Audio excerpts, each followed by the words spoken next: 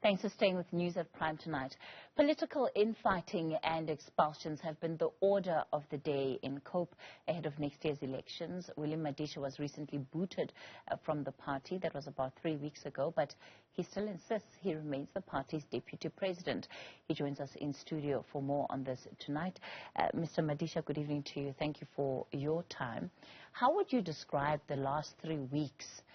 And I ask that question in the context of a Cope that has really been embroiled in different types of leadership struggles since about the first elections in 2009.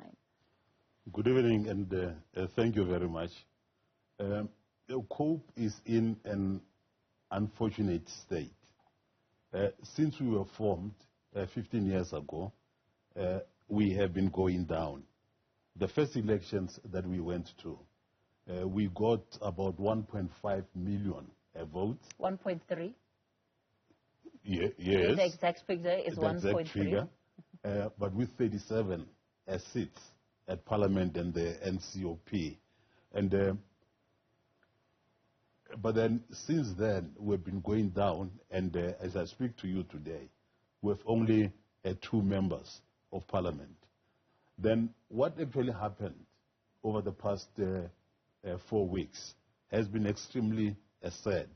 And it's unfortunate that the man who is supposed to be the father of the organization is the one that is leading all this kind of thing. Like he has, of course, over a period of 15 years. What is it? Is it a case of, at least as you see it, Mr. Lekota not wanting to let go of the reins of Cope? He's been the president since its inception.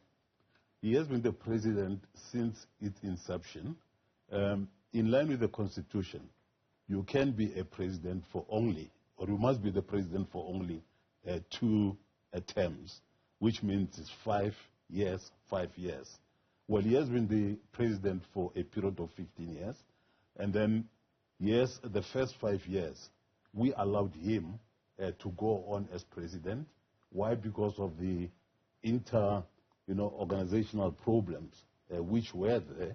But then thereafter, we said, okay, let's give him extra 2 terms. But then now, his term has come to an end, and we were supposed to have gone to the Congress this month of July. But then, as we were preparing ourselves to do that, he simply did this kind of thing. So as things stand now, you and a few others have been booted out of the party. You, however, are insisting that that action was illegal and that you still remain the deputy president of Cope. Yes. At which point would we have a final decision on what is actually happening in the organization? Is it now up to the courts? Are you really leaving it to the courts to decide who the rightful deputy president of this party is? The elected people who are elected at the Congress, of course, it is the Congress that must take a decision to say that you are still a leader or not. Now, it is not the Congress that has taken that particular decision. That's the first one. Secondly, the people that Mr. Lekota brought together to take this decision were not members of the leadership. Some of them are no longer in the leadership. Some of them are not even members of the organization anymore. But then they were brought together to take this kind of a decision. We have proof because we have letters, we have the minutes of that particular meeting, and we have taken those to our own lawyers. And these are some of the things that we are taking to court. But then, like I'm saying, this is embarrassing because those of us who are actually the founding members of this organization cannot really allow this kind of thing. It is wrong that which he has done. You started off by talking about the decline of Cope over the years. Yes. You know, starting with 30-plus seats, if we're taking into account the NCOP, you now are literally left with only 2 seats. Yes. And about 0.27% of of the vote. Yeah. It's a sad state of affairs. Yeah. At which point, between the two seats that you're hanging on to, do you make the decision that it perhaps it's time to pack up and call it a day? We were number 3 out of 15 parties at that time. Well, at the moment... In 2009? Yes. At that time, we were number 3 out of 15 political parties. Now it's 14 political parties in Parliament, and we are number 12. Okay? Now, you have more than 31 committees, and each and every one of the members of Parliament must go to, various committees. Secondly, that which is discussed at those particular committees gets taken to Parliament, and debates happen there. Now, Mr. Lokota does not come. I, therefore, am forced to run around and go to almost all these committees. Number 2, I must go to Parliament itself. Number 3, I must go to the meeting of the chief whips.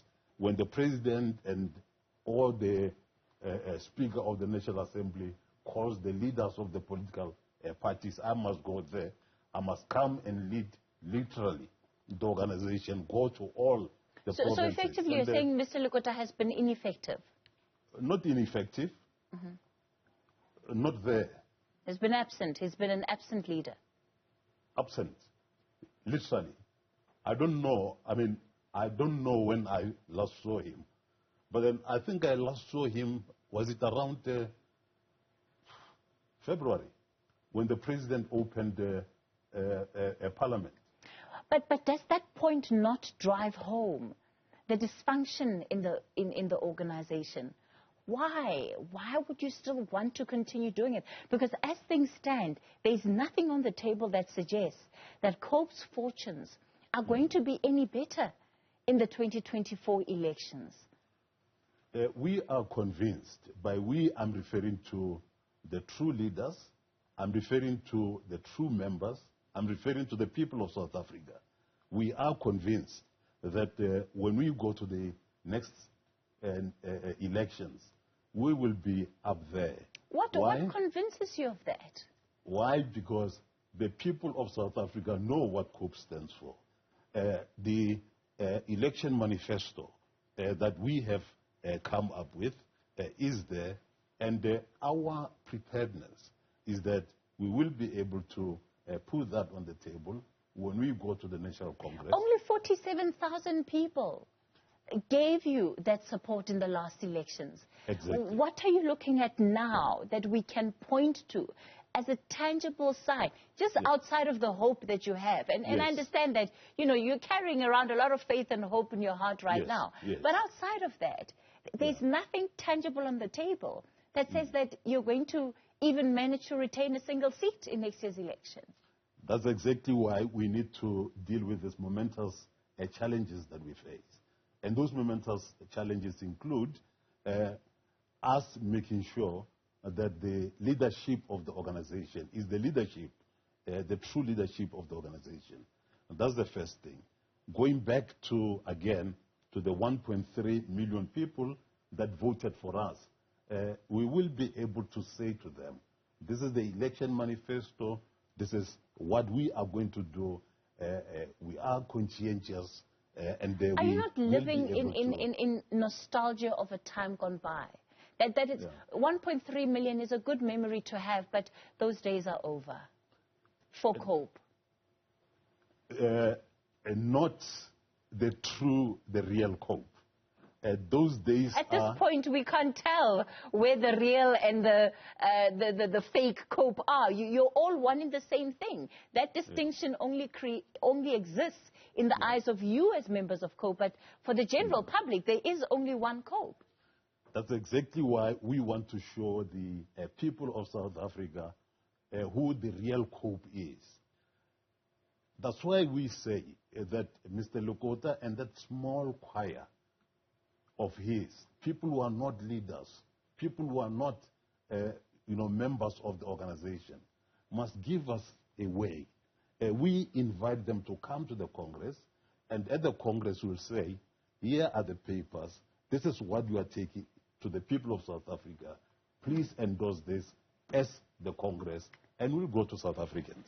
Mr. Madisha, do you not believe that perhaps the sun is setting on both your political career and that of Mr. Lekota, that this could well be the end of the road for the both of you? Well, myself, I want to put it to you, this is the sunrise.